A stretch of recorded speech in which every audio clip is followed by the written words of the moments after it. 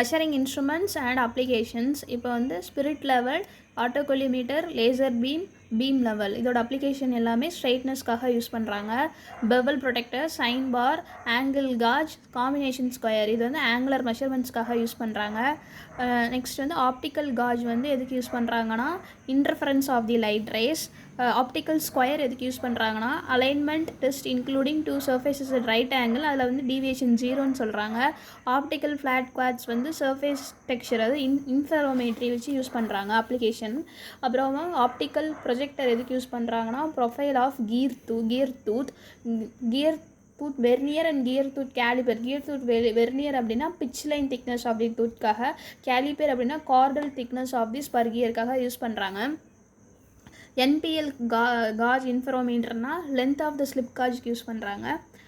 Tally surf ஹாமல்சன் அது வந்து ரஃப்னஸ்க்காக யூஸ் பண்ணுறாங்க. எல்விடிடி வந்து டிஸ்பிளேஸ்மெண்ட்னு சொல்கிறாங்க. பிளானி மீட்டர் வந்து ஏரியாக்காக சொல்கிறாங்க. பிட்டர் டியூப் வந்து ஃப்ளோ வெலாசிட்டிக்காக சொல்கிறாங்க. Eden Rolt comparator it's a principle of button spinning on a loop of a ஸ்ட்ரிங்னு சொல்கிறாங்க. Swinging a pin gauge in the bore வந்து வெரி லார்ஜ் போருக்கு யூஸ் பண்ணுறாங்க. சைன் பார் வந்து எக்ஸ்டர்னல் டேப்பருக்கு யூஸ் பண்ணுறாங்க.